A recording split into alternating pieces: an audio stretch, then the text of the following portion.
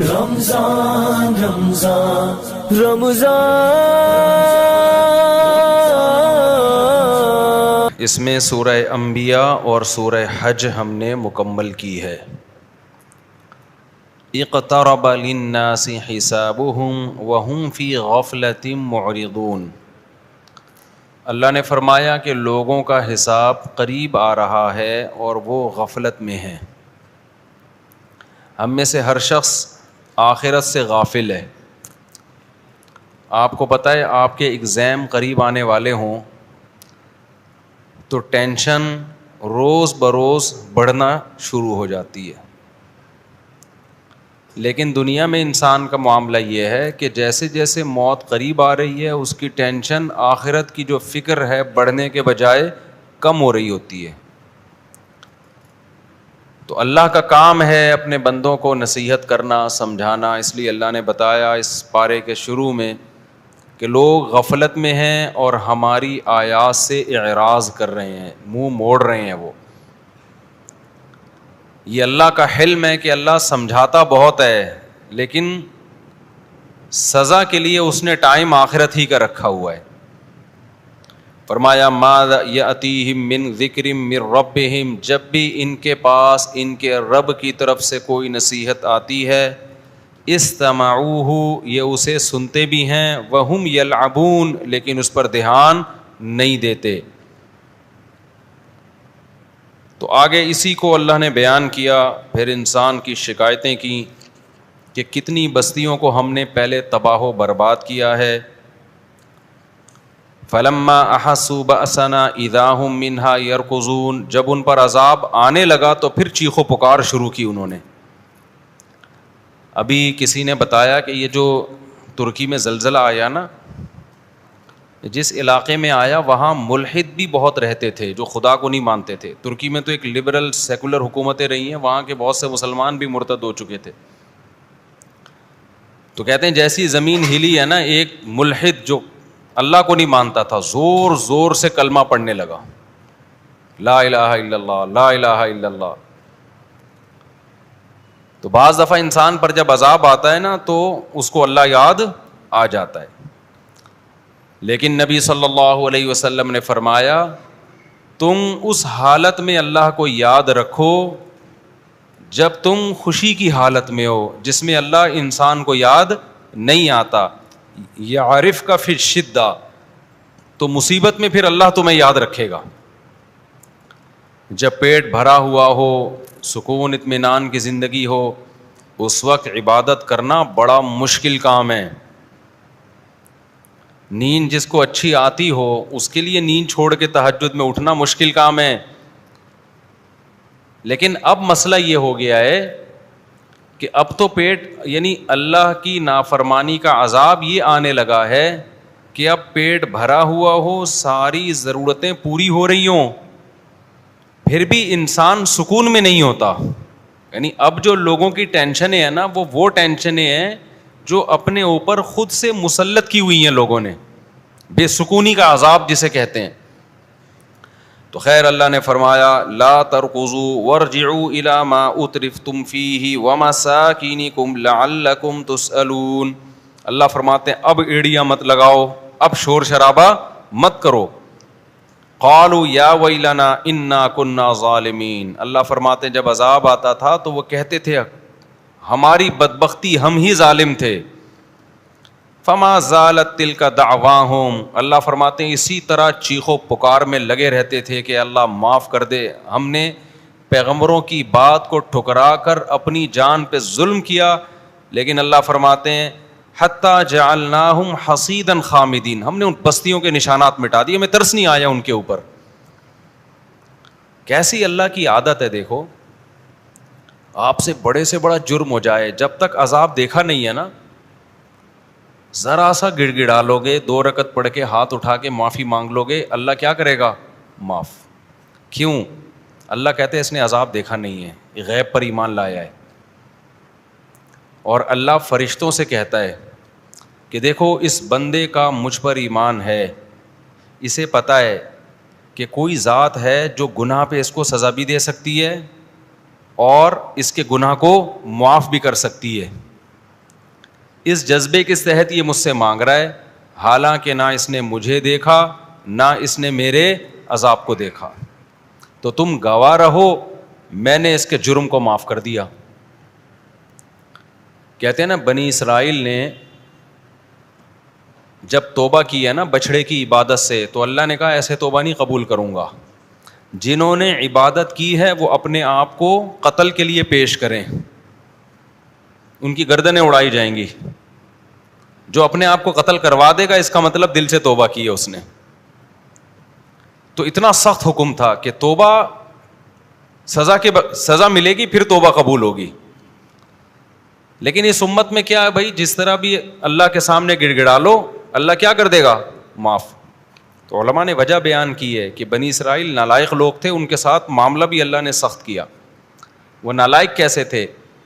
ساری نشانیاں اپنی آنکھوں سے دیکھیں، فرعون کو غرق ہوتا ہوا دیکھا، سمندر میں راستے بنتے ہوئے دیکھے. اب جب موسیٰ علیہ السلام تورات لینے جا رہے ہیں تو کہہ رہے ہیں موسیٰ اس وقت تک یقین نہیں کریں گے جب تک اپنی آنکھوں سے نہ دیکھ لیں ہم اللہ کو. تو اللہ نے کہا کہ تمہیں ثبوت چاہیے نا کہ اللہ ہے اور اللہ تورات دے رہا ہے. تو گویا اللہ نے بزبان حال کہا کہ ہمیں بھی تمہاری توبہ کے سچے ہونے کا ثبوت چاہیے کہ تم دل سے کر رہے ہو کہ نہیں کر رہے. صحابہ کرام نے ایسا کوئی نبی سے مطالبہ نہیں کیا. تو اس امت کے ساتھ اللہ کے خاص معاملات ہیں. ویسے تو اللہ کا قاعدہ آدم علیہ السلام کے زمانے سے اب تک ہر ایک کے لیے یہی ہے کہ جو بھی گناہ کر کے توبہ کرے گا عذاب سے پہلے اللہ اس کے جرم کو معاف کرے گا. توبہ کا مطلب عزم کرے آئندہ نہیں کروں گا میں یہ. تو یہاں بھی اللہ نے فرمایا لیکن جب ان قوموں پہ عذاب آیا تو وہ چیخ رہے تھے. فما زالت تلک دعواہم، کنٹینیو. فما زالت کا مطلب کنٹینیو توبہ ہی کرتے رہے وہ. اللہ فرماتے ہمیں ان پہ ترس نہیں آیا. تو جب عذاب آتا ہے نا پھر اللہ کو ترس نہیں آتا. اللہ کہتے ہیں اب تو دیکھ لیا نا، ہم نے اتنی نشانیاں اپنے وجود کی اپنے برحق ہونے کی دی تھیں، تمہیں کسی نشانی پہ یقین نہیں آیا. اب سوال پیدا ہوتا ہے اے اللہ تو اپنے بندوں کے ساتھ ایسا کرتا کیوں ہے؟ اکثر ایتھیس لوگ کہتے ہیں اللہ کو کیا پڑی کہ کوئی اس کی مانے یا نہ مانے، اس کو کیا ہو رہا ہے بھائی؟ اگر خدا ہے بھی اس کو اس سے کیا مسئلہ ہو رہا ہے کہ کوئی نماز پڑھے یا نہ پڑھے؟ معاذ اللہ وہ اتنا ظرف اس کا چھوٹا کیوں ہے؟ آپ لوگ کی سمجھ میں آ رہا ہے کہ میں کیا کہہ رہا ہوں؟ یہ میں کوئی میرا خیال ہے سمجھ واضح بات ہے نا.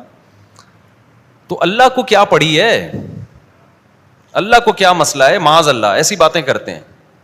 اور بھائی اللہ نے پیدا کر دیا، اگر کوئی خدا ہے تو انجوائے کرو لائف کو یار. تو اس کا جواب اللہ نے دیا ہم کیوں بستیوں کو ہلاک کرتے ہیں، نافرمانوں کو سزائیں کیوں دیتے ہیں؟ کیوں؟ وما خلقنا السماء والارض وما بینہما لاعبین، ہم نے زمین اور آسمان کو بیکار پیدا نہیں کیا، کسی وجہ سے پیدا کیا ہے. ملحد لوگ ایک اعتراض تو اللہ پہ کر رہے ہوتے ہیں کہ اس کا ظرف اتنا چھوٹا کیوں ہے معاذ اللہ، لیکن اس اعتراض کا ایسا جواب دیتے ہیں کہ اللہ کی ذات پہ اس سے بڑا اعتراض ہوتا ہے کہ اس نے انٹرٹینمنٹ کے لیے اس کائنات کو بنایا، وہ ویسے ہی بنا دیا اس نے، زمین آسمان سورج چاند ستارے، پھر انسان کو پانی سے پیدا کیا، پھر جوانی کی دہلیز پہ قدم رکھا اس نے، اس کے لیے سب کچھ مسخر کر دیا. اللہ سے ہم وجہ پوچھ رہے ہیں اے اللہ یہ تو نے کیوں کیا؟ اللہ کہہ رہا ہے میں نے ویسے ہی کا مطلب بڑا ڈینجرس ہے. ویسے ہی کا مطلب میں 100 انسانوں کو قتل کر دوں کوئی پوچھنے والا نہیں ہے. دنیا میں تو سزا نہیں ملتی بھائی، انسان تو ناقص ہے. دنیا میں تو ہم دیکھتے ہیں بڑی بڑی عدالتوں میں ایسا ہوتا ہے گناہگار چھوٹ جاتا ہے اور بے گناہ پہ الزام لگ جاتے ہیں. دنیا میں تو ہوتا ہے. اور ایک آدمی نے 100 انسانوں کو قتل کیا تو سزا کیا ملے گی؟ ایک ہی دفعہ قصاص لیں گے نا، ان 99 کا کیا بنا؟ ایسے ظلم آج بھی دنیا میں ہو رہے ہیں نا کہ انسان کے رونگٹے کھڑے ہو جاتے ہیں. ہندوستان میں جب شوہر کی موت ہوتی تھی نا، جوان بیوی کو اس کے ساتھ آگ میں زندہ جلایا جاتا تھا. جن لوگوں نے عورت پہ یہ ظلم کیا، اگر اللہ سزا دینے والا نہیں ہے اس کا مطلب وہ ظلم اللہ کیا کر جائے گا؟ معاذ اللہ وہ نگل جائے گا. وہ ظالم کو کوئی سزا نہیں، دنیا میں تو نہیں ملی. بہت ہندوستان میں ایسے واقعات ہوئے ہیں کہ ایک عورت کا شوہر مر گیا تو اس کو منحوس سمجھ کے اسی آگ میں عورت کو, یار یہ ایکو تو ختم کرو, اس کا مائک کا ہی سیٹ اپ کبھی بھی قیامت تک یہاں لگتا ہے ٹھیک نہیں ہوگا. میری کان آواز گونج کے میرے کانوں میں آ رہی ہے. تو ولید کو بلائیں کوئی پیچھے جا کے نا, آپ بلا لیں ولید کو. تو پوری دنیا میں کتنے ظلم ہوئے ہیں آپ کو پتا ہے. ماضی میں جو جنگی قیدیوں کے ساتھ ظلم ہوتے تھے, آپ تاریخ اٹھا کے دیکھیں, پہلی جنگ عظیم اور دوسری جنگ عظیم کی, ایسے ایسے ظلم ہوتے تھے نا, ان پہ سائنسدان تجربے کرتے تھے. میڈیسن بہت ساری جو ایجاد ہوئی ہے نا, وہ جنگی قیدیوں پہ بہت خطرناک تجربے ہوئے ہیں, بہت خطرناک. مسلمان نہیں کرتے تھے یہ تجربے. کیوں؟ ان کو تو پتا تھا کہ ایک بلی کو اگر بھوکا مار دیا نا تو اللہ نے اس عورت کی ساری نیکیاں ضائع کر دی. آپ مسلمانوں کی تاریخ میں اتنا شدید ظلم ملیں گے, اکا دکا واقعات, من حیث القوم نہیں ملیں گے. لیکن آپ ان غیر مسلموں کی ہسٹری اٹھا کے دیکھو, آپ کے رونگٹے کھڑے ہو جائیں گے, یار یہ کرتے کیا, اب کیا کر رہے ہیں, اب بھی تو دیکھ لو. کیوبا کی جیل میں پنجروں میں نہیں رکھا ہوا تھا, یہ کوئی انسانیت ہے؟ آپ تھوڑی دیر کے لیے تصور کر لو کہ کوئی پنجرے میں آپ کو بند کر دے, کیا حال ہوگا آپ کا. جانوروں کے ساتھ کیا کر رہے ہیں اب. چائنا میں پورے زندہ کتے کو اٹھا کے کڑھائی میں ڈال دیا جاتا ہے. اس جانور پہ کیا گزرتی ہے بھائی, یار تم نے مارنا, پہلے اس کو گولی مار دو, اس کے بعد اندر ڈال دو اس کو. اپنا ٹائم بچانے کے لیے تھوڑا سا خون نکلے گا تو وہ اس سے جرمز پھیلیں گے اور وہ تھوڑا سا اس کو صاف کرنا پڑے گا. اپنا ٹائم بچانے کے لیے ایک زندہ جانور کو اٹھا کے آپ نے کڑھائی میں ڈال دیا جلتی بھی, اس کی جان بھی بہت دیر سے نکلتی ہے کتے کی. اسلام نے جانوروں پہ کتنے احسان کیے. دیکھو یہ جو حلال جانور ہے نا, ایک علمی نقطے کی بات ہے, حلال جانوروں میں عقل نہیں ہوتی, بہت کم ہوتی ہے, شعور نہیں ہوتا زیادہ. حرام جانور اکثر بڑے ذہین ہوتے ہیں.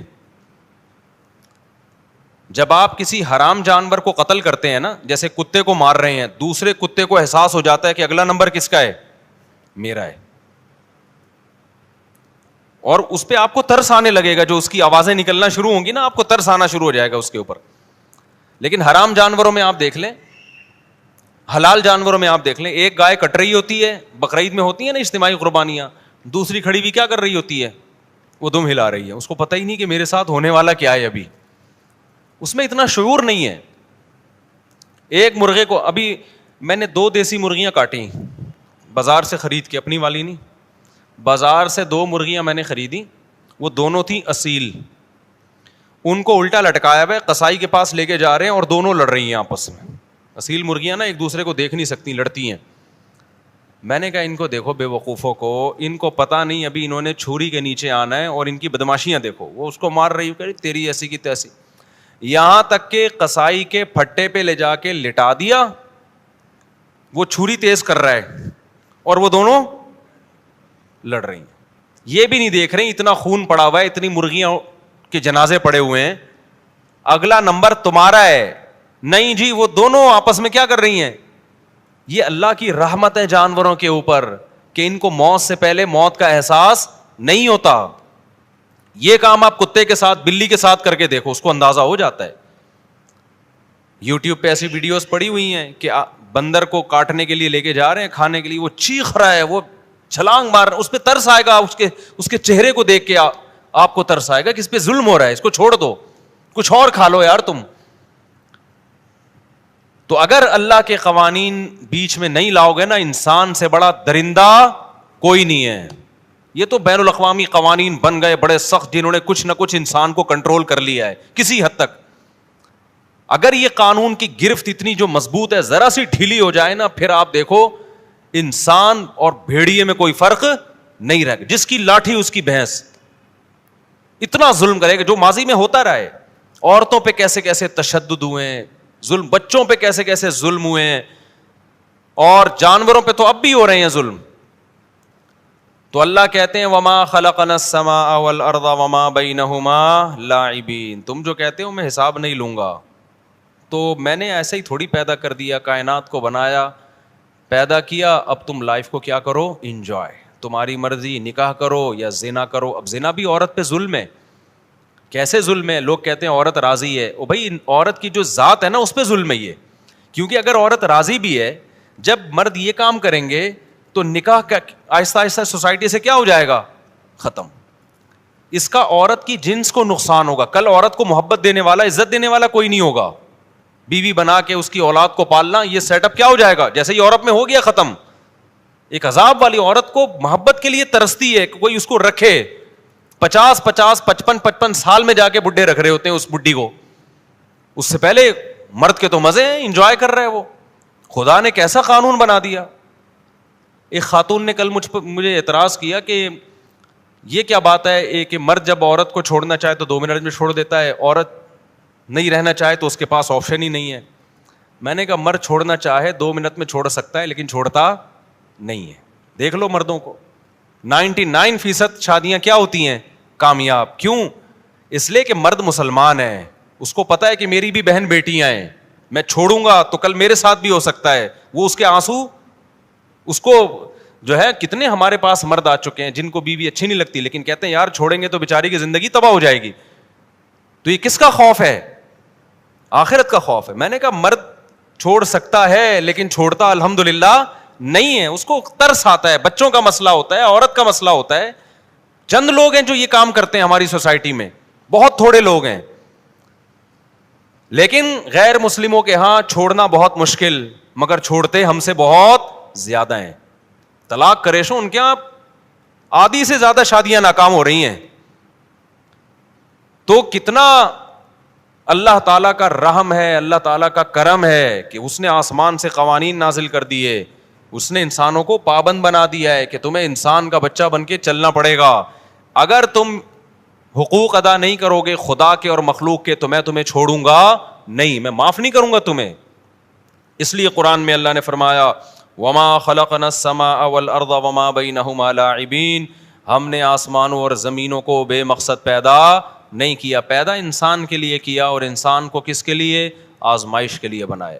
تمہیں خدا کو بھی ماننا پڑے گا, اس کی عبادت بھی کرنی پڑے گی, مخلوق کا حق بھی ادا کرنا پڑے گا, ماں باپ کا حق بھی ادا کرنا پڑے گا, زکاتیں بھی تمہاری نکلیں گی. یہ مال ہم نے تمہیں دیا ہے, یہ تم نے خود سے پیدا نہیں کیا. ما کان لکم ان تنبتوا الشجرہ, یہ درخت میں جو بیج ہے اس کے سافٹ ویئر ہم نے پیدا کیے ہیں. بیج سے جو درخت پیدا ہوتے ہیں, کھیتیاں پیدا ہوتی ہیں ہم نے. لہذا آتوا حقہ یوم حصادی, جب کھیتی کٹے گی اس کا 20واں حصہ اور 10واں حصہ عشر میں نکلے گا.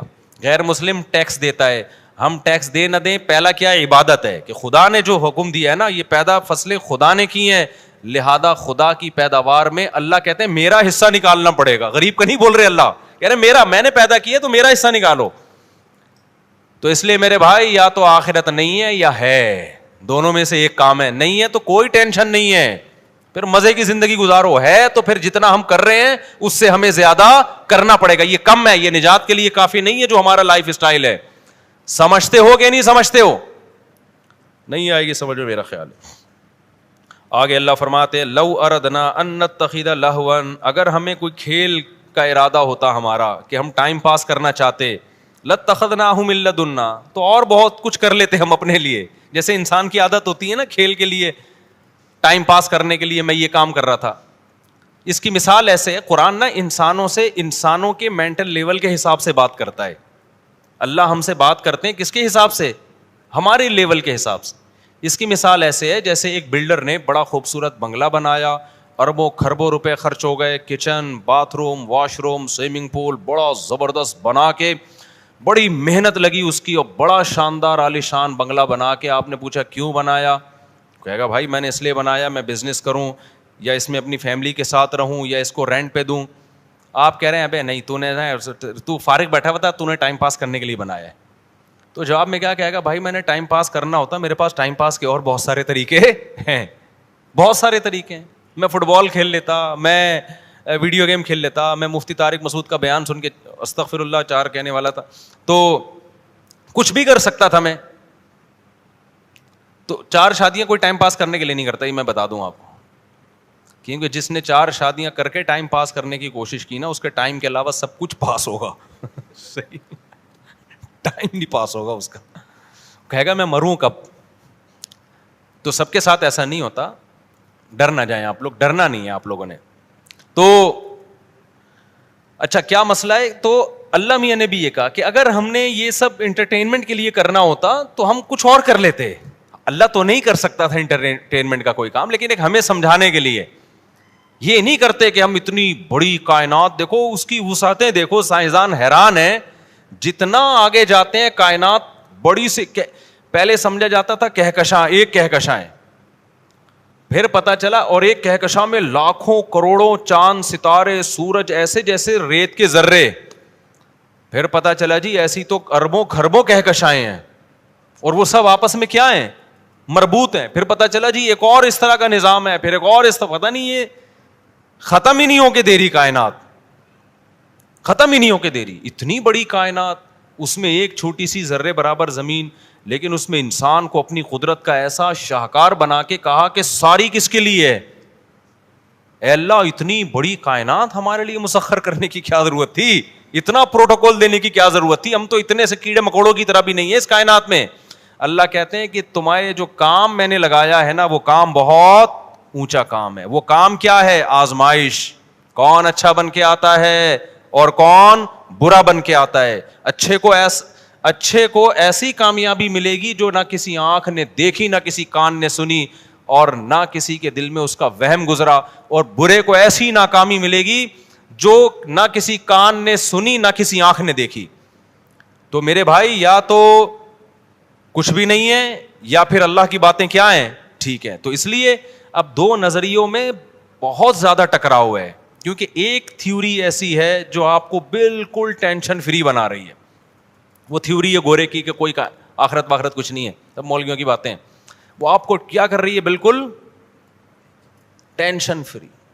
ابا اولڈ ہاؤس, ابا ہے ہی نہیں, ابا بابا ان کے یہاں تو ابا ہی نہیں ہے نا بھائی. اتنا ٹینشن فری کہ ابا تو جب شادی ہوگی تو ابا ہوں گے نا, بغیر شادی کے پیدا ہو گئے تو ابا ہوتے بھی ہیں نہیں بھی ہوتے, یہ بھی ٹینشن نہیں لینی. بس سائنسی ترقی کرو, آپ چیزیں ایجاد کرو, بم بم پھاڑو, مریضوں کا علاج کرو, شوگر کی میڈیسن ایجاد ہو گئی, کورونا کی ویکسین ایجاد ہو گئی, لائف کو انجوائے کرو, پیسے کماؤ اور مر کے چلے جاؤ.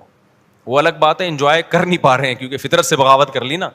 دوسرا بھائی پیغمبروں کی دعوت ہے جو قرآن بار بار کہہ رہا ہے, ایک ہی بات کر رہا ہے, الف لام میم سے لے کے اب تک جو میں نے سمجھا ہے نا وہ ایک ہی بات کر رہا ہے.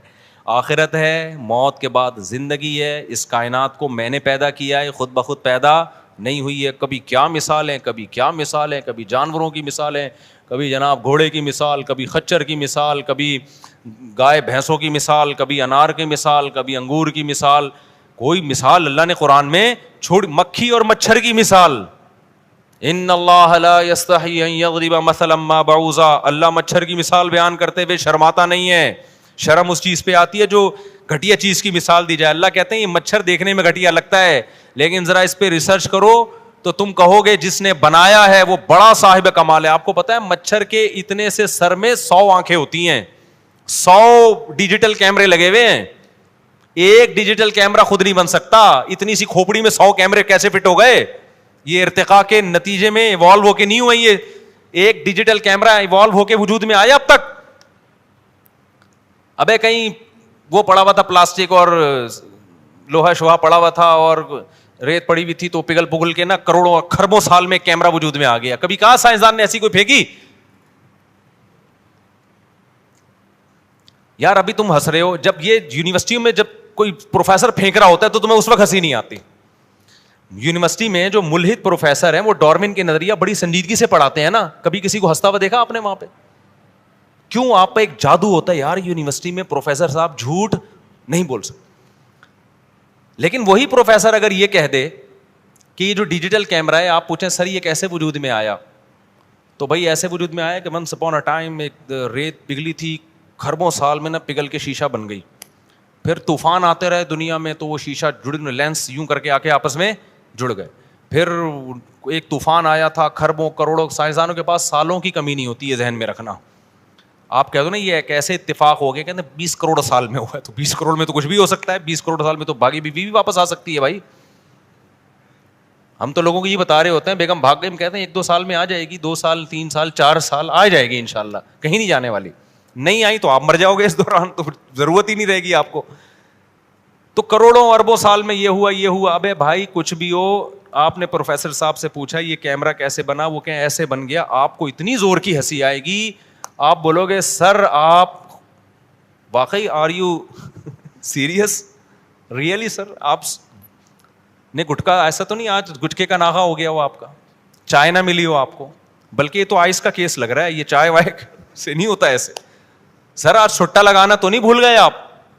لیکن وہی پروفیسر جب اس سے بڑا جھوٹ بولتا ہے کہ وسیم خود وجود میں آیا ہے کھربوں سال میں, ایک سیل تھا جو ترقی کرتے کرتے بندر بنا اور ہوتے ہوتے انسان بن گیا, او بھائی اس سے زیادہ ہنسی آنی چاہیے کہ سر کچھ خدا کا خوف کرو, کچھ پھینکنے سے پہلے سوچا کرو کس سے بغاوت کر رہے ہو تم, خدا سے لڑ رہے ہو جس نے بنا کے کہا کہ بتاؤ ام خلقوا من غیر شیء ام هم الخالقون, خود سے بنے ہو یا آٹومیٹک بن گئے, یہ تم نے اپنے آپ کو بنایا ہے. اس کا جواب ہے نہ ہم آٹومیٹک بنے نہ ہم نے بنائے, بنانے والا کوئی اور ہے.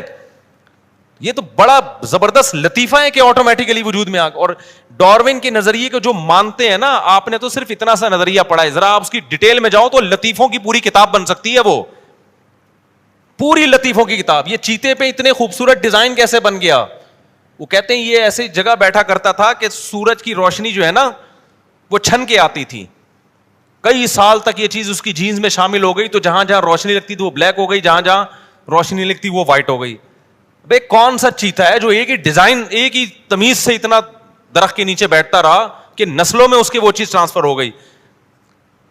تو یہ تمہیں بھی جہنم کا ایندھن بنائیں گے, خود بھی جہنم میں جائیں گے. سائنس کو فالو کرو, سائنسی ترقی سے فائدہ اٹھاؤ, سائنس کو اپنا باپ بنانے کی کوشش مت کرو. اتنا نہیں فری کراؤ کہ خدا کے مقابلے میں سائنسدانوں کو لے آؤ تم, یہ خود بھی جہنم کا ایندھن بنیں گے, تمہیں بھی مروائیں گے. یہ بھی کچھ ہے, یہ جو کتاب ہے نا پیغمبروں کو جو اللہ نے لاکھوں پیغمبروں کو بھیجا, یہ بھی ایک حقیقت ہے. اس کو بھی جناب تھوڑی سی اس کی طرف بھی توجہ کی کوشش کرو کہ کریٹر کیا کہہ رہا ہے, بنانے والا کیا کہہ رہا ہے. تو بنانے والا کہہ رہا ہے وما خلقنا السماء والارض وما بینہما لاعبین, ہم نے اس کائنات کو کھیل تماشے کے لیے پیدا نہیں کیا, آزمائش ہے انسان کی. تو آگے اللہ قرآن میں کیا فرماتے ہیں, بل نقذف بالحق علی الباطل, اللہ کہتے ہیں ہم حق کو باطل پہ دے مارتے ہیں. ٹھیک ہے نا, تو باطل نظریات پہ حق کو کیا کرتے ہیں, دے مارتے ہیں. فیدمغہ, اور حق اس باطل کا دماغ باہر نکال دیتا ہے. یہ ایک محاورہ ہے, جیسے کوئی بندہ چپک گیا ہو, آپ جان نہ چھوڑ رہا ہو, تو آپ کیا کہتے ہیں یار اس کو 2 لات مار یا اس کے سر پہ گھونسا لگا اور اس کی کھوپڑی جو ہے نا دماغ باہر نکال دے. کیا مطلب, اسے پنپنے کے قابل مت چھوڑ, اس کو ایسا چھوڑ ہی نہیں کہ یہ دوبارہ یہاں کا رخ کرے. اللہ کہتے ہیں اپنی تعریف کر رہا ہے خدا کہ میں جب قرآن میں اپنے ہونے کے, اپنی توحید کے اور آخرت کے دلائل بیان کرتا ہوں, یہ دلائل ایسے نہیں ہے کہ حق جا کے باطل کو سمجھانا شروع کرے اور کہے کہ ایکسکیوز می سر اب حق آ گیا ہے, اب آپ کے لیے یہاں ٹھہرنے کی جگہ نہیں ہے, آپ تشریف لے جانا چاہتے ہیں تو لے جائیں, نہیں لے جانا چاہتے تو آپ کی مرضی ہے. اللہ کہتے ہیں ہمارے دلائل ایسے نہیں ہوتے. نقذف بالحق علی الباطل, ہمارا اسٹائل یہ ہوتا ہے کہ حق کو اٹھا کے باطل کی کھوپڑی پہ مارا اور اس کے بھیجا نکال دیا باہر. ایسے دلائل نہیں آ رہی سمجھ میں, تو پھر جیسے چل رہے ہو ویسے ہی چلتے رہو. ایسے دلائل ہیں قرآن کے کہ اٹھا کے, وہ ایک ملحد پھینک رہا تھا لمبی کہ ضروری نہیں ہے اس کائنات کو خدا نے بنایا ہو سکتا ہے کوئی اور سیارہ ہو جہاں کوئی بڑے بڑے سائنسدان بیٹھے ہوں, پورا سیٹ اپ چلا رہے ہوں. ابے وہ سائنسدان کس نے بنائے, پھر کوئی نہ کوئی آخر میں ذات تو ایسی آئے گی جو سبب کی محتاج نہیں ہے, جو خود بنانے میں کسی اور کی محتاج نہیں ہے, وہ مخلوق نہیں ہے, وہ خالق ہے. تو ایسا خدا سے, کیونکہ مسئلہ سارا یہ خدا کو ماننے سے مسائل بہت کھڑے ہو جاتے ہیں. خدا کو ماننا پڑا تو پھر شراب چھوڑنی پڑے گی, پھر زنا چھوڑنا پڑے گا, پھر خاندانی نظام کو پروموٹ کرنا پڑے گا, پھر 2 بچے ہی اچھے والا فلسفہ نہیں چلے گا, پھر تو جرم ہو جائے گا یہ کہ جس خدا نے ماں کی چھاتیوں میں دودھ پیدا کیا وہ تیسرے پہ بھی پیدا کرتا ہے, رزق اس کے ہاتھ میں ہے. بہت ساری چیزیں چینج کرنا پڑیں گی, نماز پڑھنی پڑے گی, زکوٰۃ دینی پڑے گی, صدقات و خیرات کرنے پڑیں گے, بہت کچھ ہے آگے. تو جیسے پوری شریعت کی ایک تفصیل ہے, تو انسان نے بہترین راستہ تیار کیا, نکالا کہ یار اللہ کو ڈکشنری سے نکالو اور لائف کو کیا کرو, انجوائے کرو. پھر کوئی سٹا لگا رہا ہے سکون حاصل کرنے کے لیے, کوئی بوتلیں پی رہا ہے, بالآخر مرتا بے سکونی میں ہی ہے. میں نے خدا کی قسم دونوں طبقوں کو دیکھا ہے, لبرل لوگوں میں بھی میں رہا ہوں, مولویوں میں بھی. آپ مولویوں کو جتنا مرضی بلا کہو نا, میں نے ٹینشن فری مولوی ہی دیکھے ہیں. ٹینشن دیتے بہت ہیں, فتوا لگا کے نا یہ دار اسلام سے خارج, ٹانگیں چوڑی کرو, پتلی کرو, اگلے کے پاس جاؤ گے رفع الیدین کرو, کیا کہ رفع الیدین نہیں کرو. ٹینشن کیا کر رہے ہیں, پارسل, خود نہیں لیتے ٹینشن. لوگ تھک جاتے ہیں نا یار, وہ کہہ رہے طلاق ہو گئی ہے, وہ کہہ رہے نہیں ہوئی ہے, وہ کہہ رہے یہ ہے, یہ ٹانگیں ایسے کرو, وہ کہہ رہے ایسے کرو. تو پبلک تو آتی ہے ٹینشن میں, لیکن خود میں نے مولوی کو کبھی ٹینشن میں نہیں دیکھا. خیر یہ اچھی بات نہیں ہے دوسروں کو ٹینشن دینا. خودکشی کا ریشو بتاؤ مولویوں میں نظر آیا کہیں آپ کو؟ حالانکہ تنخواہیں کیا ہوتی ہیں اتنی تھوڑی تھوڑی. میں جب یہاں آیا نا 2007 میں میری 4,500 تنخواہ تھی یہاں پہ, 2-3 سال تک 4.5 رہی ہے. مجھے بولا بھی نہیں, میں نے کہا یار کچھ خدا کا خوف کرو یار, 4.5 میں تو 2-3 گٹکے کے علاوہ کچھ بھی نہیں آتا, پھر بھی ہم خوش تھے. 2 بیگمیں تھی ہماری. یہ مسجدوں کی تنخواہوں کے حالات ہیں. تنخواہ کے اضافے پر بیان بھی نہیں کرتا تھا کہ لوگ سمجھیں گے یہ اپنے بارے میں کر رہا ہے. تو ایسے ایسے حالات ہیں.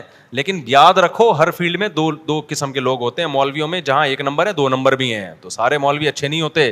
جیسے ڈاکٹروں میں 2 نمبر 1, وہ میں بتا دوں کہ وہ اصل میں مولوی ہوتے نہیں ہیں, وہ 2 نمبر لوگ مولویت کا لیبل لگا لیتے ہیں. اس فیلڈ میں کرپشن بھی بہت ہے.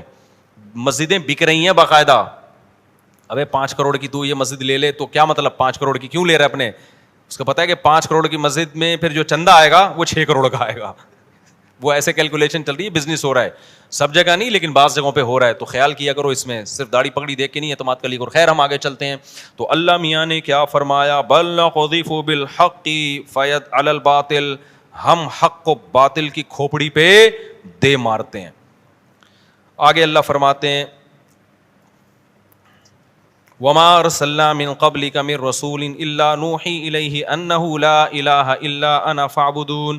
تمام پیغمبروں کو ایک ہی دعوت دی گئی ہے کہ اللہ کے سوا کوئی عبادت کے لائق نہیں. اس کلمے میں اللہ کا وجود بھی ثابت ہو گیا, اس کلمے میں اللہ کا ایک ہونا بھی ثابت ہو گیا, اس کلمے میں یہ بھی ثابت ہو گیا کہ اس کی عبادت کی جائے گی. صرف اس کا وجود پر ایمان لانا کافی نہیں ہے, اس کو مان کے اس کی اطاعت کی جائے گی, اور صرف اسی کی جائے گی, اس کے علاوہ کسی اور کی نہیں کی جائے گی. یہ ساری چیزیں, تو یہ 4 دعوے ہیں جو تمام پیغمبروں نے کیے ہیں, اور اللہ کا بنیادی مقصد اس کائنات کو بنانے سے یہی سمجھانا ہے.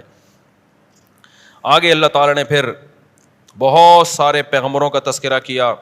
اولم یر الذین کفروا ان السماوات والارض کانتا رتقا ففتقناہم. اللہ فرماتے ہیں کافر یہ نہیں دیکھتے کہ کائنات بند تھی, ہم نے اس کو کھول دیا. اس آیت کی 2 تفسیریں کی گئی ہیں. ایک یہ کہ بند تھی, بارش نہیں تھی, تو ہم نے بارشیں برسانا شروع کر دیں. اس سے پتہ چلتا ہے کہ یہ بارشوں کا برسنا ہمیشہ سے نہیں ہے. زمین پہ ایک دور ایسا آیا ہے کہ بارشیں نہیں ہوتی تھیں. جب زمین سورج سے ٹوٹ کے الگ ہوئی ہے تو اس وقت پانی نہیں تھا, پھر یہ بارشوں کا نظام وجود میں آیا. اور دوسرا اس کی تائید اس سے ہوتی ہے وجعلنا من الماء کل شیء حی. آگے قرآن کہہ رہے ہیں ہم نے پانی سے ہر چیز کو بنایا. تو اس سے پچھلی آیت کا یہ مفہوم بیان کیا گیا ہے کہ بند تھی یعنی پانی نہیں تھا اس میں.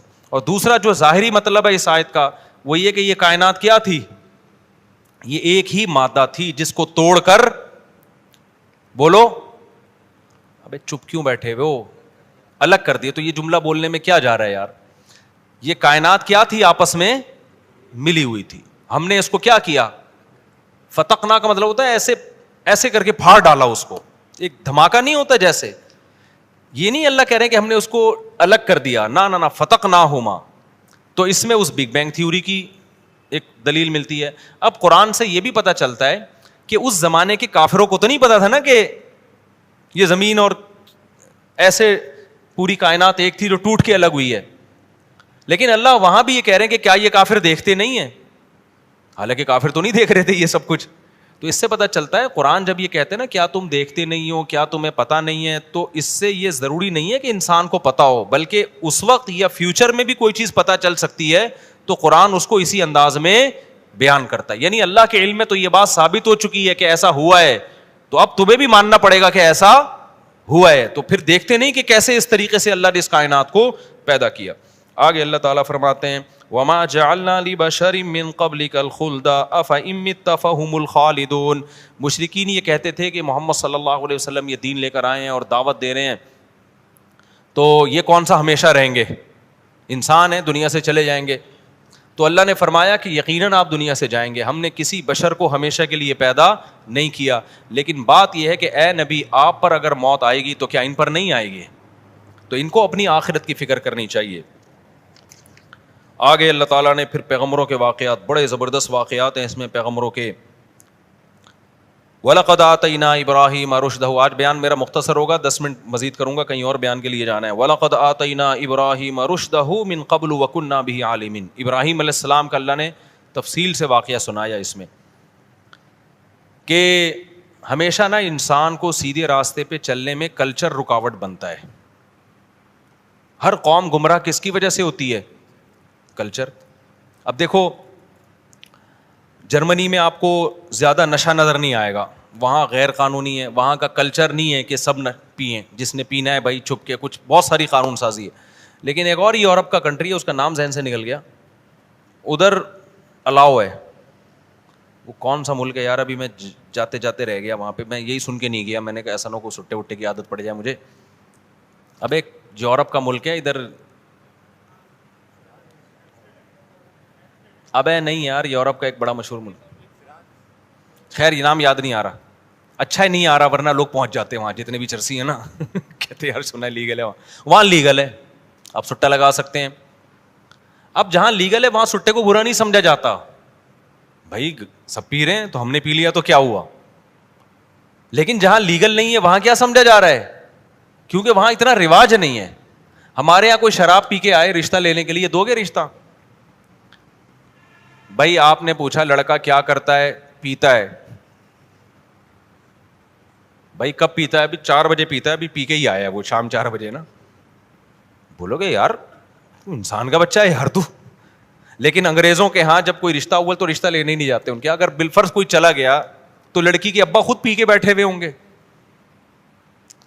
تو وہ جو ہونے والا داماد ہے اس سے پوچھیں گے بھائی آپ کیا کرتے ہو, کہتے پیتا ہے, کہتے وہ تو میں بھی پیتا ہوں, پیتے تو سبھی ہیں, لا یار 2 گلاس اس کو پلا دے رہا, لگ رہا ہے آج پی نہیں ہے اس نے اس لیے ایسی باتیں کر رہا ہے.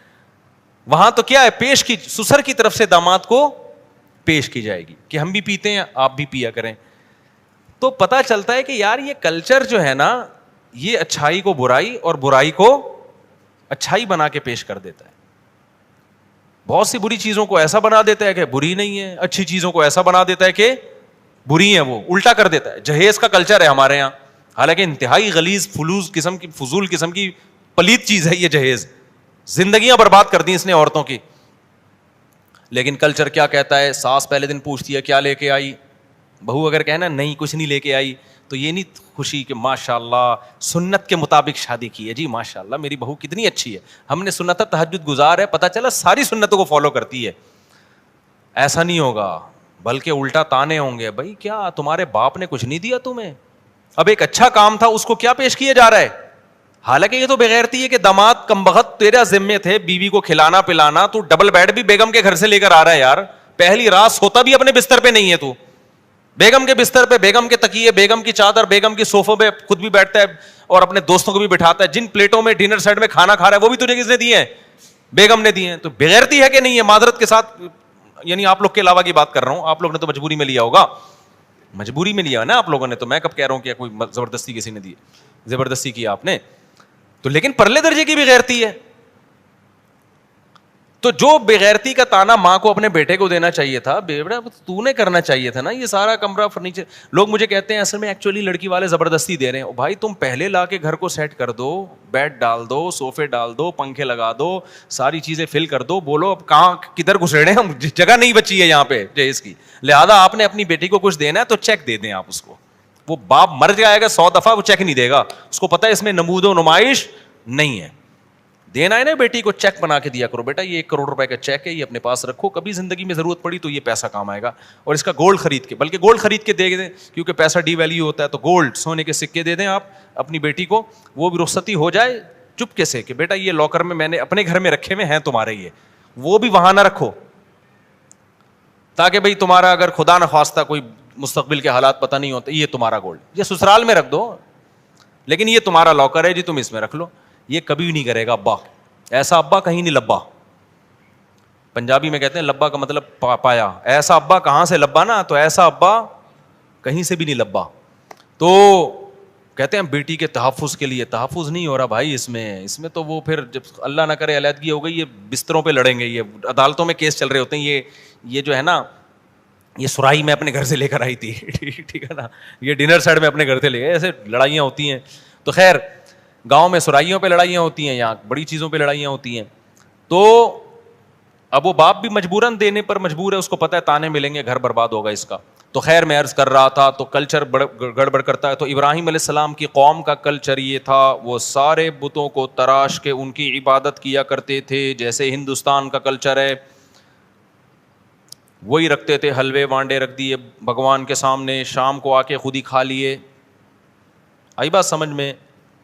تو اب کیا ہوتا تھا کہ ابراہیم علیہ السلام، قرآن کہہ رہا ہے وَلَقَدْ آتَيْنَا إِبْرَاهِيمَ رُشْدَهُ مِن قَبْلُ، اور سب سے زیادہ بت پرستی ابراہیم علیہ السلام کے گھر میں تھی، کیونکہ ان کے ابا بت بنا کے بیچا کرتے تھے. ابراہیم علیہ السلام کے والد کیا کرتے تھے؟ بت فروش تھے، بت بناتے بھی تھے اور بت بیچتے بھی تھے. اور بیٹا کیا ہو گیا؟ اس نے کہا ابا یہ نہیں سمجھ میں آتا. اللہ کہتے ہیں ہم نے ابراہیم کو ہدایت دی پہلے ہی، اذ قال لأبیہ وقومہ، جب انہوں نے اپنے ابا سے اور قوم سے کہا، ما ہذہ التماثیل، یہ کیا تصویریں ہیں. تماثیل کہتے ہیں بے جان تصویریں، یہ کیا بے جان تصویریں جن کے سامنے آپ لوگ جھکے رہتے ہو. یعنی بتایا کہ ان کی حیثیت سوائے پکچر کے، تصویر اور فوٹو کے کچھ بھی نہیں ہے. قالوا وجدنا آباءنا لها عابدین، ان کے پاس کوئی دلیل نہیں تھی، انہوں نے کہا ہم نے اپنے باپ دادا کو اسی طرح پایا ہے. قال لقد کنتم انتم وآباؤکم فی ضلال مبین، تم بھی اور تمہارے باپ دادا بھی کھلی غلطی میں پڑے ہوئے تھے. قالوا اجئتنا بالحق، وہ حیران ہو گئے، یار اتنے کانفیڈنس کے ساتھ ابراہیم بات کر رہے ہیں کہ ہم لوگ سب کیا ہیں؟ غلط ہیں. اجئتنا بالحق، اے ابراہیم کیا تو واقعی سچی مچی کی باتیں کر رہا ہے؟ ام انت من اللاعبین، یا مذاق کر رہا ہے؟ ابراہیم علیہ السلام نے کہا نا نا نا نا، میں سیریس ہوں، میں مذاق نہیں کر رہا. بر ربکم رب السماوات والارض، تمہارا رب وہ ہے جس نے آسمانوں اور زمینوں کو بنایا. وانا علی ذلکم من الشاہدین، اور میں ان سب باتوں پر گواہ ہوں. وتاللہ لاکیدن اصنامکم، اس کے بعد دل میں قسم اٹھائی کہ تمہیں میں سمجھا کے تھک گیا کہ نہ یہ تمہیں کھلا سکتے ہیں، نہ تمہیں پلا سکتے ہیں، نہ تمہاری بگڑی بنا سکتے ہیں، لیکن تمہاری سمجھ میں آ نہیں رہا تو میں ایک پریکٹیکلی ایک کام کر کے دکھاؤں گا. وہ کام یہ ہوگا کہ ان کی گت بناؤں گا میں. آپ لوگ یہ کام نہ شروع کر دو کہیں مندروں میں جا کے، بتوں سے نہیں پٹو گے لیکن ہندوؤں سے پٹ جاؤ گے. تو اور ویسے بھی شریعت میں جائز نہیں ہے کسی کے مذہبی عبادت خانے کو جا کے چھیڑنا. ابراہیم علیہ السلام تو جو کر رہے تھے اللہ کے حکم پہ کر رہے تھے نا، اور ان کے ساتھ اللہ کی مدد بھی تھی. لیکن اسلام میں اس کی اجازت نہیں ہے کہ آپ کا کسی کنٹری سے یا کسی جگہ سے معاہدہ ہو گیا تو اب اس کو پھر آپ چھیڑ نہیں سکتے، کیونکہ وہ کچھ شرارتی، ایسا نہ ہو کہ الٹا سیدھا کر لیں یہ واقعہ سن کے. تو ہمیں ہماری شریعت میں اجازت نہیں ہے، جو جس کا عبادت خانہ ہے اس کو وہاں پر عبادت کرنی. اللہ نے فرمایا کہ حق بھی واضح ہے، باطل بھی واضح ہے، تو جس کا دل چاہے ایمان لے آئے، جس کا دل چاہے کفر کرے. صحیح ہے نا؟ تو لیکن ابراہیم علیہ السلام کو اللہ نے اجازت دی تھی. ابراہیم علیہ السلام نے کہا میں تمہارے بتوں کی گت بناؤں گا. تو وہ چلے گئے. کسی دن انہوں نے کوئی میلے ٹھیلے میں جانا تھا، ابراہیم علیہ السلام نے کوئی بات کی کہ میری طبیعت سیٹ نہیں ہے، میں نہیں جا سکتا. تو پیچھے جا کے نا سب کے آنکھ ناک کان کاٹ ڈالے، کسی کے بازو کاٹ دیا، کسی کے ناک کاٹ دی، کسی کا کان کاٹ دیا، سب کو لنجا ٹونڈا بنا کے جو بڑا والا تھا نا اس کے گردن میں کلہاڑا لٹکا دیا. وہ واپس آئے، من فعل ھذا بآلہتنا انہ لمن الظالمین، یہ ہمارے خدا کے ساتھ کس نے یہ کام کیا ہے ٹھیک ہے نا، وہ بڑا ظالم ہے جس نے ہمارے خداؤں کی یہ گت بنائی. تو لوگوں نے کہا سمعنا فتن یذکرہم، ایک نوجوان ہے جو یہ تذکرے اکثر کرتا رہتا ہے، ہمارے بتوں کو برا کہتا تھا، اسی کا کام ہو سکتا ہے. لایا گیا ابراہیم علیہ السلام کو. وقت تھوڑا ہے تو میں جلدی سے کمپلیٹ کر رہا ہوں. ابراہیم علیہ السلام سے پوچھا گیا کیا آپ نے یہ ہمارے معبودوں کے ساتھ کیا ہے؟ ابراہیم علیہ السلام نے فرمایا فعلہم کبیرہم ھذا، یہ جو بڑا والا ہے نا جس کے کندھے میں کلاڑا ہے اس نے کیا ہے. ٹھیک ہے. فاسألوہم ان کانوا ینطقون، سب سے پوچھو، سب اسی کا نام لیں گے، میرا کوئی بھی نام نہیں لے گا. یہ جتنوں کے ساتھ ہوا ہے نا ناانصافی، زیادتی ہوئی ہے، مانتا ہوں زیادتی ہوئی ہے، لیکن ان سے پوچھو یہ خود بتائیں گے. یہ جو بڑا والا بیٹھا ہوا ہے نا کلاڑا گلے میں لٹکا کے مزے سے، تھوڑی دیر پہلے یہ سب کچھ اس نے کیا ہے. ایک دم ان کے منہ سے نکلا کہ لقد علمت ما هؤلاء ينطقون، ابراہیم تجھے پتہ ہی بول نہیں سکتے. ابراہیم علیہ السلام نے یہ جملہ ان کی زبان سے نکلوانا چاہ رہے تھے.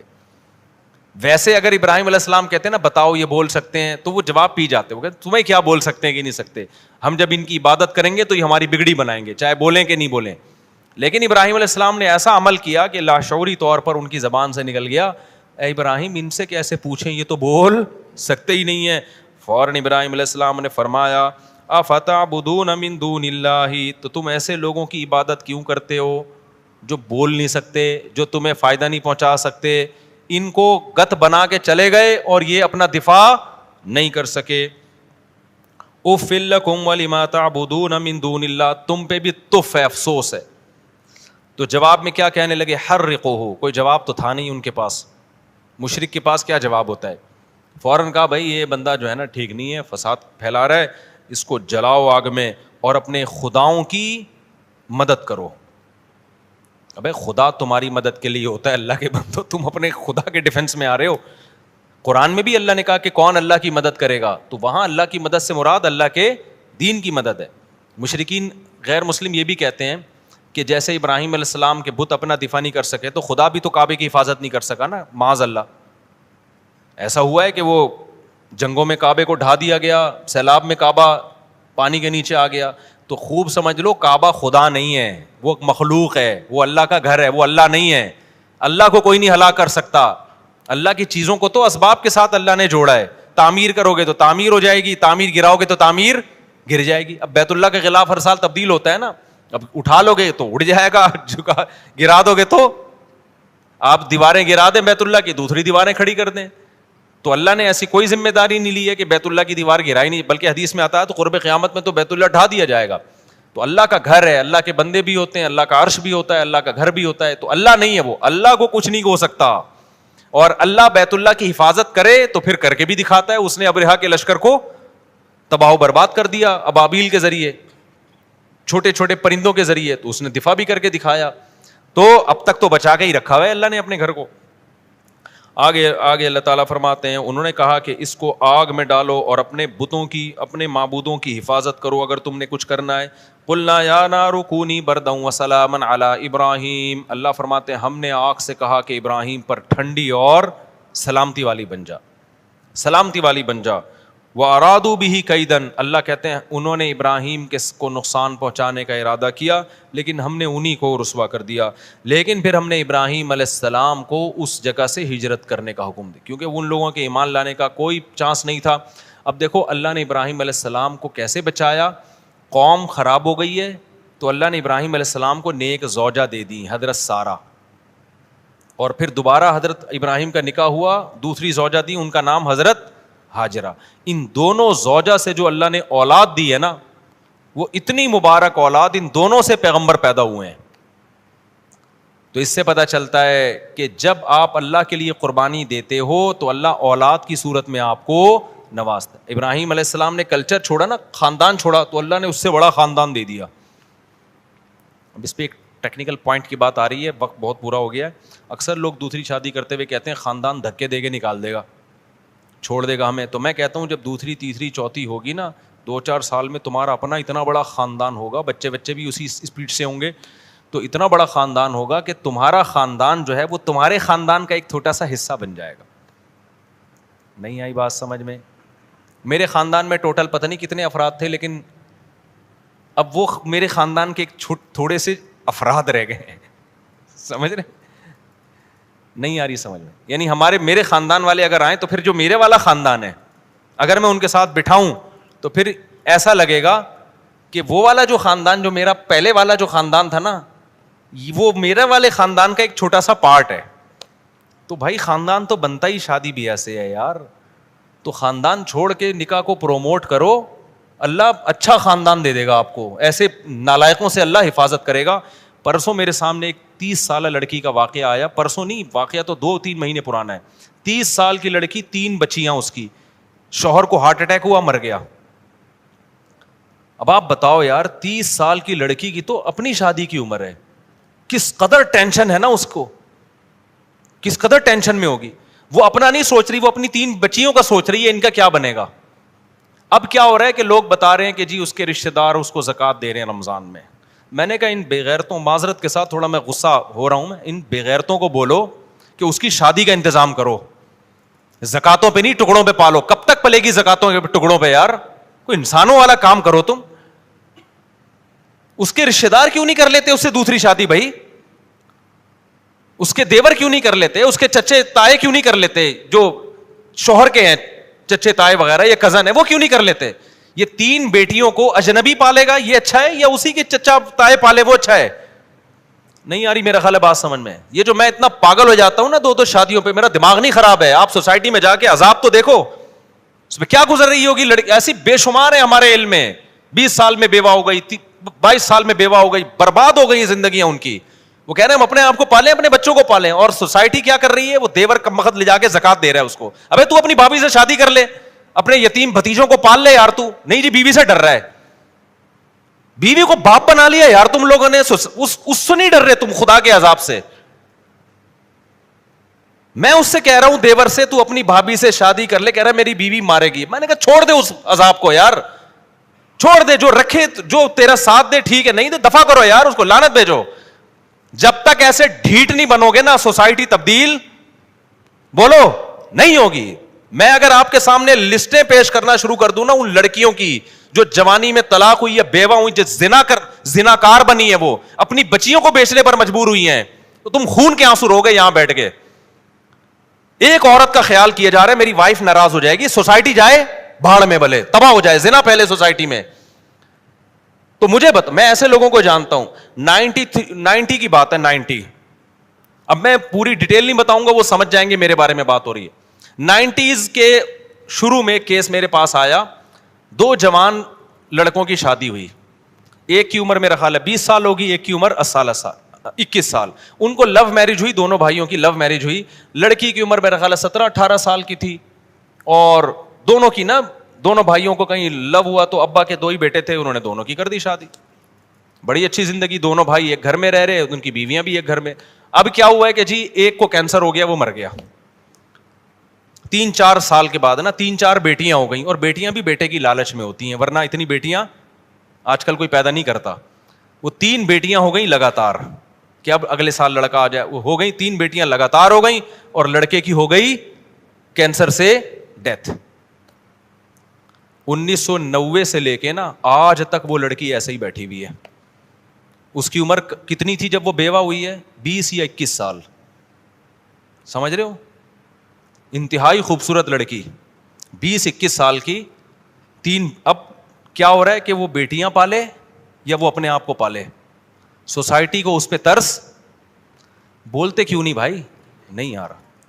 لوگ جا رہے ہیں تعزیت کے لیے, عیادت کے تعزیت کے لیے, بیوہ ہو گئی, کچھ لفافہ دے کے آؤ. میں اس وقت میں بچہ تھا, اس وقت میں کہہ رہا تھا ان بغیرتوں کو بولو اس دیور سے اس کی شادی کرا دیں جو اسی گھر میں رہتا ہے. بتاؤ اس کی کہیں اجنبی جگہ پہ ہوگی تو سوتیلی بیٹیوں پہ کیسے اعتماد کیا جائے گا؟ کیسے مردوں کی ہوس کی نگاہیں آج اس زمانے میں, فوش فلمیں ساری رات بیٹھ کے دیکھ رہے ہوتے ہیں, تو ان پہ اعتماد کرو گے کہ جوان سوتیلی بیٹی اس کے حوالے کی جائے سوتیلے باپ کے؟ کتنے کیسز آ رہے ہیں سوتیلے باپ کے الٹے, وہ بیوی پہ تھوڑی مر رہا ہو تو پھر آگے اس جوان بیٹی پہ مر رہا ہوتا ہے. غیرت تو بہت تھوڑے لوگوں میں رہ گئی ہے. میں نے کہا بھائی اس کے دیور سے بولو خدا کے لیے. میں نے لوگوں سے کہا جو بھی تعزیت کے لیے جا رہے تھے, میں نے کہا اگر آپ اس پر احسان, میں بچہ تھا اس وقت, میٹرک بھی میرا خیال ہے نہیں کیا تھا میں لوگوں سے کہہ رہا تھا کہ یار یہ جو 2 بھائی ایک گھر میں رہتے, تیسرا کوئی بھائی بھی نہیں ہے, تو وہیں رہ رہی ہے نا, پہلے سے جوائنٹ فیملی میں رہ رہی ہے, تو وہ اس سے بھی کر لے. ایک بیوی تو پہلے سے ہے, اب اپنے بھائی کی بیوہ سے کر لے, بچیاں پل جائیں گی, بچیوں کو ایک نیا باپ مل جائے گا. نا نا نا نا نا, موت ہے یہ لفظ زبان سے. اس کی پہلی بیوی پہ ترس آ رہا ہے, ہائے بیچاری پہ سوکن آ جائے گی. ابے میں نے کہا اس بیچاری پہ سوکن سے تمہیں خطرہ ہو رہا ہے, وہ تھوڑے دن میں بھول جائے گی سوکن. ہر غم تھوڑے دن چلتا ہے, اس کی ساری ضرورتیں پوری ہو رہی ہیں, اس کو نان نفقہ بھی مل رہا ہے, اس کے بچوں کا باپ بھی ہے, اس کو گھر بھی ملا ہوا ہے, سب کچھ ہے, ایک شرکت ہو جائے گی تھوڑی سی. یار مسافر خانہ ہے دنیا, برداشت کر لو. نا نا نا نا نا, زکاتیں اور یہ ٹوپی ڈرامے لگا کے رکھے ہوئے, صدقے خیرات, اور جو کرنے کا کام ہے وہ کر نہیں رہے. ساری زندگی اب تک بیٹھی ہوئی ہے وہ ایسے ہی. نہیں آ رہی میرا خیال ہے بات سمجھ میں؟ اب تک وہ میرا خیال, اب تو کیا بیچاری کی, مجھے نہیں پتا اس کے بعد, مجھے نہیں پتا وہ ان کا ہوا کیا, نہ میں کبھی وہاں گیا, مجھے کیس آیا تھا سامنے, لیکن اتنی بات پتہ چلی کہ اب تک کیا ہے, اب تو بچیوں کی ٹینشن میں 20 سال 21 سال کی لڑکی ساری زندگی کس کی ٹینشن میں گزار رہی ہے, اور میں فرض کر رہا ہوں کہ بہت دیندار ہوگی انشاءاللہ. لیکن ایسے حالات جب آتے ہیں, جو باہر جا کے جب وہ جاب کرے گی, تو آپ مجھے بتاؤ, جب جاب میں لوگوں کو پتہ چلے گا, اس کے باس کو پتہ چلے گا بیوہ بھی ہے, کم عمر بھی ہے, خوبصورت بھی ہے, ضرورت مند بھی ہے, وہ ہوس کی نگاہیں ڈالے گا, اس پہ نہیں ڈالے گا. آپ کیا سمجھتے ہیں وہ اپنی بہن سمجھ کے اس کے ساتھ ڈیلنگ کرے گا؟ وہ بہن سمجھے گا اس کو؟ کتنی ضرورت مند خواتین ہیں, لڑکیاں ہیں جنہوں نے جاب کی ہے, آپ کے سامنے اپنے دل کا راز تھوڑی آگے بتائیں گی. وہ تو ہمیں آگے بتاتی ہیں کہ ہمارا باس ہمارے ساتھ کر کے آ رہا ہے. کہتی ہیں ہم اپنے باپ کو نہیں بتا سکتے کیونکہ ابا جاب سے ہٹوا لے گا ہمیں. ریپ ہو رہے ہیں ان کی عزتوں سے کھیلا جا رہا ہے. پھر بعض تو ایسے ہوتے ہیں کہ ان کو بھی چسکا لگ جاتا ہے گناہ کا, کہ یار یہ پیسہ کمانے کا آسان راستہ ہے. تو اس لیے بھائی سوسائٹی پہ ترس کھاؤ. ہم کوئی بے وقوف نہیں ہے جو 4 شادیوں کی بات کرتے ہیں. ہمارا کوئی دماغ خراب نہیں ہو گیا. آپ کی 4 شادیوں سے ہمیں کوئی فائدہ نہیں ہے, لیکن اگر اس کو رواج نہیں ڈالا, خدا کی قسم نسلیں تمہاری بھگتیں گی اور تمہاری نسلیں برباد ہو جائیں گی. اس طرح سے کسی کی باتوں میں نہ ہو. ابراہیم علیہ السلام کھڑے ہوئے نا قوم کے خلاف, انہوں نے کہا میں ان پتھروں کو نہیں پوچھ سکتا, بھائی میں خدا کو مانتا ہوں, لیکن خدا کی قسم ہم بھی پتھروں کو ہی پوج رہے ہیں. ایک پتھر ہاتھ سے بنا ہوا ہوتا ہے, ایک پتھر ہے کلچر کا پتھر, کلچر کا بت. ہم خدا کو چھوڑ کے اس کلچر کے بت کی عبادت کر رہے ہیں. کلچر کو اٹھا کے پھینک دو, ہمیں اللہ نے اسلام دیا ہے. دیکھو یورپ میں جب تباہی آئی ہے نا, پہلی جنگ عظیم, دوسری جنگ عظیم میں مرد مر گئے تھے ان کے, عورتیں بہت مرد مارکیٹ سے کیا ہو گئے شارٹ. ان کے پاس کوئی حل نہیں تھا اس کا, تو انہوں نے عورتوں کو زنا پہ لگا دیا. ہمارے پاس تو حل ہے بھائی, ہمارے پاس, ان کے پاس تو حل نہیں تھا نا. وہ کس سے پوچھتے؟ پادریوں نے کہا 1 سے زیادہ شادی ہو نہیں سکتی. حالانکہ تورات انجیل میں ایسا نہیں تھا. تورات انجیل میں تو یہ 4 سے بھی زیادہ ہو سکتی تھیں, لیکن انہوں نے تحریف شدہ دین کلچر کو فالو کیا, پوری سوسائٹی کا بیڑا غرق ہو گیا. اب وہ چاہتے ہیں کہ ہمارا میرج سسٹم بحال ہو جائے, اب نہیں ہو سکتا بحال. ہمیں تو یار اللہ نے اسلام دیا ہے. آپ اگر دوسری کر رہے ہو, بیوہ کو سہارا دے رہے ہو, طلاق یافتہ کو سہارا دے رہے ہو, کوئی روکتا ہے کہ ہمارے سوسائٹی اجازت دیتی ہے, آپ بولے سوسائٹی کا ہی تیل لینے یار. خدا ہے, میں کلمہ پڑھتا ہوں, مجھے خدا نے اجازت دی ہے, کسی میں دم ہے تو روک کے دکھائے. تو ایسے واقعات میں رو رہا ہوں. ان لڑکیوں کی آڈیو آ رہی ہے, رو رہی ہیں, چیخو پکار, زندگی برباد ہو گئی, کوئی پوچھنے والا نہیں ہے. تو آپ دیکھو کوئی واقعی نہیں ہے. اب ایسا نہیں ہو سکتا کہ ایسی لڑکی جو 30 سال میں بیوہ ہوئی, اس کی 3 بچیاں بھی ہیں, کل میرے پاس کوئی بندہ آ جائے, میری شادی کرا دو, میں اٹھا کے اس کے حوالے کر دوں. آگے کیا ہوگا بھائی اس کی بیٹیوں کا؟ ایسی لڑکیوں کے لیے سب سے پہلا جو ان کے لیے جو آپشن ہوتا ہے نا, وہ ان کے رشتہ داروں کا ہوتا ہے, دیور کا ہوتا ہے, جیٹھ کا ہوتا ہے. سب سے پہلا آپشن یہ ہوتا ہے کہ وہ سہارا دیں ان کو. وہ نہیں دے سکتے, ان کے کزن دیں, اپنے خاندان میں رہے, تاکہ بچے اپنے خاندان سے باہر نہ جائیں. لیکن اب دیکھنا, یہ سارے بڑی بڑی داڑیاں بھی ہیں اور تہجد کے نشانات بھی ہیں ماتھوں کے اوپر, ہر سال حج عمرے بھی ہیں. کسی بےغیرت کو خیال آ گیا نا کہ اس کی دوسری شادی کرا دو اس کے خاندان میں, تو آپ مجھے آ کے بتا دینا, میں اس کو ایوارڈ دوں گا. کسی بےغیرت کو یہ خیال نہیں آئے گا. وہ زکاتیں دے گا لفافے ڈال کے نا, کہ چلو جی میری زکات 2,500 روپے بنتی تھی, اب میں اس بیوہ کو زکات دے کے ایک بہت بڑا تیر ماروں گا میں. وہ کیا ہوگا یار 2,500. پھر اس کو زکات, اس کو تو محبت بھی چاہیے, شوہر کی محبت تو ہر عورت کو چاہیے, اس کے اولاد کو سہارا چاہیے. یتیموں کی طرح پالیں گے, اس کا باپ نہیں ہے یار. تم خود اپنے بچوں کے بارے میں سوچو یار, باپ کی وجہ سے بچوں کو کتنی عزت ملتی ہے. کبھی تصور کیا آپ نے؟ آپ تھوڑی دیر کے لیے فرض کرو میں مر جاؤں اور میرے بچوں کو زکاتیں لا کے لوگ دے رہے ہوں, کس قدر انسان کے رونگٹے کھڑے ہو جاتے ہیں نا. اس کو باپ چاہیے ہوتا ہے ایسی بچیوں کو, اور وہ باپ جو باپ کا بھائی ہے, باپ کا کزن ہے, وہ تو وہ باپ کا کردار ادا کر سکتا ہے, سوتیلا وہ کردار ادا نہیں کر سکتے, بالکل باہر کے خاندان کو. تبھی فقہا نے بیان کیا ہے, لڑکی طلاق یافتہ ہو یا بیوہ ہو, اپنے خاندان میں شادی کرے گی تو بچے رکھ سکتی ہے, خاندان سے باہر جائے گی تو بچیوں کو ساتھ نہیں لے جا سکتی, کیونکہ اس بچیوں کا پھر مستقبل محفوظ نہیں ہے. پھر بچے چھوڑنے پڑیں گے اس کو, لیکن بچے چھوڑ کے پھر وہ بچے نہیں رکھ رہے ہوتے, خاندان والے کہہ رہے ہم کیوں پالے, کیونکہ فیملی پلاننگ نے بنا دیا 2 بچے, اپنے بچے نہیں پل سکتے تو دوسروں کے کہاں سے پالو گے. نہیں آئی نا بات سمجھ میں, میرا خیال ہے. تو آخرت میں الٹے لٹکے ہوئے ہوگے, ہم نے اپنا فرض ادا کر دیا ہے. اب آپ ہم پہ لطیفے کسیں, مذاق اڑائیں ہمارا کہ یہ مولوی کو شادیوں کے علاوہ کچھ نہیں آتا, لیکن جن پہ گزر رہی ہے نا, ان کی پکار اللہ ہی سنتا ہے, اور اللہ پھینٹی لگائے گا, چترول لگائے گا کہ تم جب کلمہ پڑھتے تھے اور میں نے طلاق یافتہ اور بیوہ اور بے سہارا عورتوں کے لیے حل یہ بتایا تھا, تم نے سارا پیسہ حج عمرے پہ کیوں لگا دیا؟ تم زکاتوں پہ کوئی فوکس تم نے کیوں کیا؟ جو اصل صحابہ میں تو ہمیں نہیں ملتا، کوئی بیوہ ہوتی اور چندے ہو رہے ہیں اس کے لیے. صحابہ میں ایسا ہوا ایک صحابی کی 4 بیویاں ایک ٹائم پہ بیوہ ہوئی ہیں، 4 بیویاں ایک ٹائم پہ بیوہ ہوئی ہیں اور چاروں کی فوراً شادی ہو گئی ہے، کیونکہ سب زیادہ شادیاں کرتے تھے تو رشتوں کی کمی نہیں تھی. حضرت جعفر طیار جوان تھے جب شہید ہوئے نا. لوگ مجھے یہ بھی کہتے ہیں کہ لوگ 4 شادیاں کریں گے، مر گئے تو 4 عورتوں کو بیوہ بنا کے چلے جائیں گے. او بھائی 4 عورتوں کو بیوہ بنا کے چلے جائیں گے، لیکن 4 شادیاں پھر اگر ان کی شادی نہیں ہوگی نا، اس لیے نہیں کہ اس نے 4 کی تھیں، اس لیے کہ باقی نہیں کر رہے. نہیں آئی میرا خیال ہے بات سمجھ میں؟ ورنہ صحابہ کے دور میں بھی ایسا ہوا. حضرت جعفر طیار لڑائی کے لیے گئے تھے، جوان تھے، 4 بیویاں تھیں ان کی، شہید ہوئے تو 4 بیویاں بیوہ ہوئی ہیں. رونے کی آواز آئی ان کی، آپ صلی اللہ علیہ وسلم نے ان کو خاموش کروایا کہ آواز باہر نہ نکلے. پھر ان 4 کی شادی ہو گئی. اور ایسے نہیں ہوئی ہے کہ نبی نے ان کے لیے رشتے تلاش کیے ہوں، اشتہار، اس زمانے میں تو کوئی اشتہار کا رواج نہیں تھا، یا اناؤنسمنٹ کی ہو. اتنے رشتے آئے ہیں کہ انہوں نے سلیکٹ کیا ہے. ان میں ایک تھی حضرت اسما.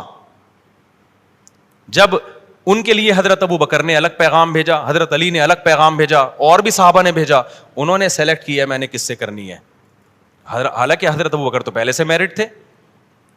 کسی نے نہیں کہا کہ آپ تو شادی شدہ ہیں، آپ کیوں پیغام بھیج رہے ہیں؟ انہوں نے کہا نبی نے ایک وقت میں 9 رکھ سکتے ہیں تو ہم نے 4 رکھ لیا تو کیا ہو گیا بھائی.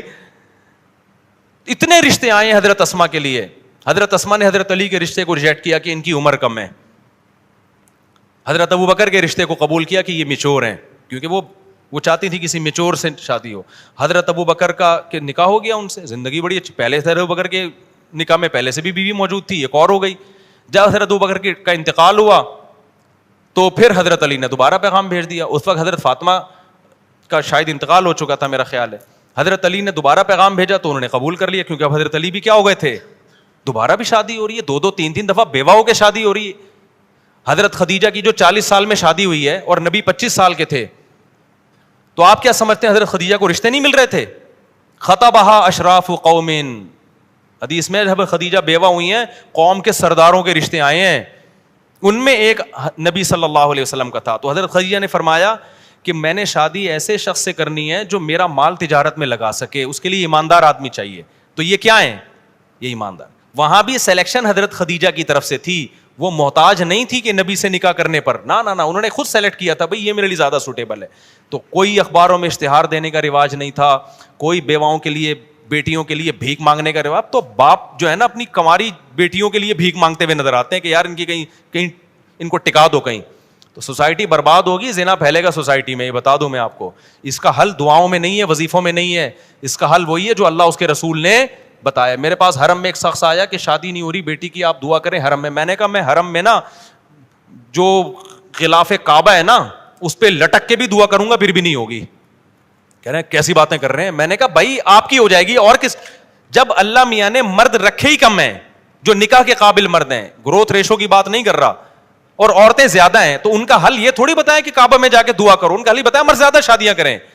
آپ زیادہ شادیاں مردوں کو کروانا شروع کر دیں، پھر دعا اگلے درجے میں کیا ہے؟ پھر دعا ہے. آپ رزق کا انتظام تو کرو نا، اسباب تو اختیار کرو، پھر دعا مانگو اللہ مجھے رزق نہیں مل رہا تو دے. دعا قبول ہوتی ہے اسباب اختیار کرنے کے بعد. مرد ہے نہیں، نکاح کر نہیں رہے، اور آپ کہہ رہے ہو کہ اپنے بیٹے کو شادی کرنے نہیں دیتے اور بیٹی کے لیے کہہ رہے ہو کہ رشتے ہی نہیں ہیں، تو دعائیں مانگ رہے ہو جا کے، تو خود اپنے آپ کو بیوقوف بنا رہے ہو بھائی. ہوتا ہے کہ نہیں ہوتا؟ باپ اپنے بیٹے کو کرنے نہیں دے رہا شادی، اور بیٹی کے بارے میں کہہ رہے رشتے کیا ہیں، ہے ہی نہیں، میں دعائیں مانگ رہا ہوں اللہ سے. اللہ کہے گا نا تو کسی اور کی بیٹی کو تو نمٹا نہیں رہا، اپنی بیٹی کے بارے میں کیا کر رہا ہے؟ تو دوسرا بھی یہی کر رہا ہے کہ وہ اپنے بیٹے کو نہیں کرنے دے رہا. تو اسباب اختیار جب تک نہیں کرو گے معاملہ حل نہیں ہوگا. تو میں اس میں بہت سینسٹیو ہوں، میں نے حالات دیکھے ہیں، سمجھ رہے ہو، جو حالات میں نے بوڑھوں کے دیکھے ہیں، برین ہیمریج سے مرتے ہوئے دیکھے ہیں. ہم اسی سوسائٹی میں پیدا ہوئے ہیں بھائی، کوئی مریخ سے آئے ہوئے لوگ نہیں، اپنے ریلیٹیوز میں دیکھے ہیں اور اب بھی نظر آ رہے ہیں. آئے دن میں نے تو فون سننے چھوڑ دی اسی وجہ سے، یار ڈپریشن کا مریض بنتا ہے آدمی. اتنی لڑکیاں، اتنی عورتیں جو جن کی چیخو پکار ہے نا، جتنے ماں باپ ہیں. ایک دفعہ میں گیا کسی کے گھر، اس بوڑھے پہ مجھے اتنا رونا آ رہا تھا. اس کی بچی جوان طلاق آ کے گھر بیٹھ گئی. وہ بوڑھا آدمی نے پورا نا ایک کمرہ جہیز سے جمع کیا ہوا ہے. مجھے دکھایا یار مفتی صاحب اس بچی کی شادی کرا دو.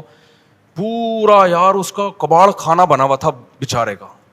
وہ غریب نے اپنا نا جوڑ کے، لوگ کہتے ہیں نا جہیز کی وجہ سے شادی نہیں ہو رہی، جہیز نہ ہونے, جو اس کا پورا کمرہ ہے وہ کباڑ اس لیے کہہ رہا ہوں کہ پرانا ہو گیا تھا. مجھے اتنا ترس آ رہا ہے یار, یہ کیا یعنی کیا کریں اس کے, گن پوائنٹ پہ تھوڑی ہم کسی کی کرا سکتے ہیں. کیوں, جب ایک کرنی ہے نا تو معیار بہت اونچا ہوتا ہے, دوسری پہ ہو جاتا ہے, دوسری پہ وہ دینے کے لیے تیار نہیں, کیوں, رواج نہیں ہے. وہ کہے گا یار پتہ نہیں, اور کرے گا تو کوئی دے گا نا, وہ تو کوئی کر ہی نہیں رہا تو دے گا کہاں اگلا. اور جو کرنے کی سوچتا ہے نا اس کا معیار اتنا اونچا ہے, اف کہہ رہے ایک تو میں دوسری کر رہا ہوں اتنی ٹینشن میں, طلاق یافتہ سے کر لوں. اس کو معیار یہ ہے کہ اس کو کوئی بالی ووڈ کی ایکٹریس چاہیے, اس کو ثنا خان چاہیے اس کو, یا اس جیسی کوئی. سمجھتے ہو کہ نہیں سمجھتے؟ ایسا نہیں ہوتا میرے بھائی, ایسا نہیں ہوتا. تو اللہ کے لیے کام شروع کر لو, سوسائٹی کو اٹھا کے کیا کرو, ایسی کی تیسی, اچھی نیت سے کرو. بہتر تو یہ طلاق یافتہ بیوہ سے کرو, بیگم رکاوٹ بن رہی ہے اس کو عزت دو, محبت دو, بولو بیگم مجھے پتا ہے آپ کا غم ہے لیکن سوسائٹی کی نیڈ ہے یہ ضرور. اور چھپن چھپائی نہیں کھیلو شادیوں میں, ٹھیک ہے, زنا سے تو بچ جاتا ہے آدمی چھپ کے شادی کرنے میں, لیکن خاندانی آدمی وہی ہوتا ہے یار, ہے تو ہے ایسی کی تیسی یار, اس کے بھی وہی حقوق ہیں جو اس کے حقوق ہیں. یہ چھپن چھپائیوں والے معاملے نہ زیادہ عرصہ چلتے ہیں, بیویوں کو جب لٹکا کے چھوڑ دیتے ہیں اس میں, کچھ دن کے بعد جب دل بھر گیا تو بوجھ لگنے لگتی ہے, اس کو نکالنے کے چکر میں ہوتا ہے.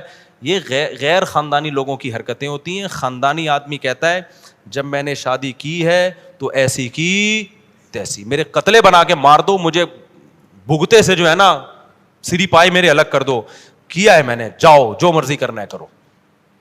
اس میں چند دن ٹینشن ہوگی, پوری زندگی سکون سے گزرے گی.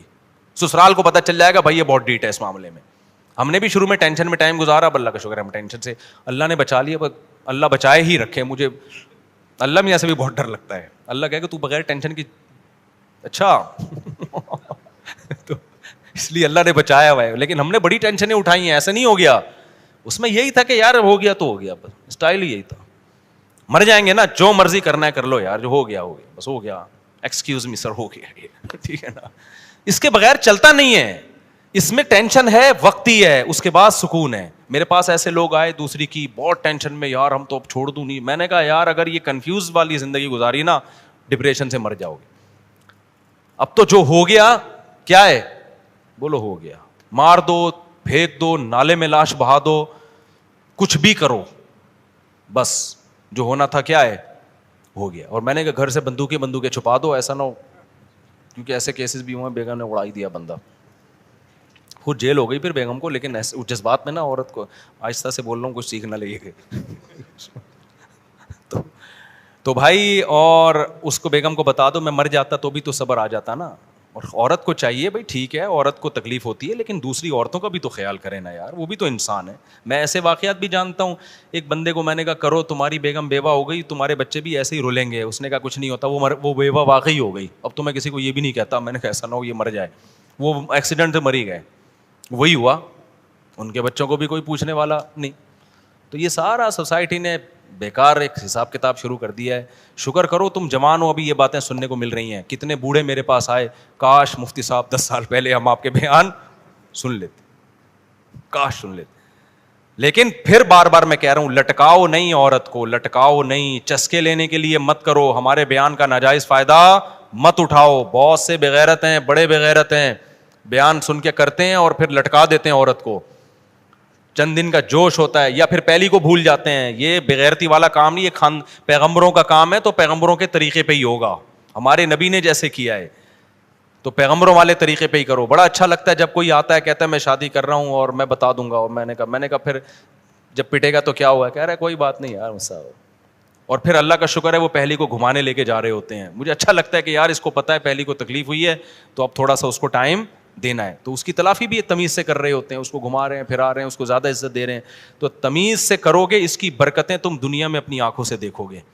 بدتمیزی سے کرو گے تو نحوست آئے گی. صحیح ہے, اللہ حفاظت فرمائے. بیان لمبا ہو گیا, میں نے کہیں اور جانا تھا, یہ آ گئی نا 4 شادیوں کی بات.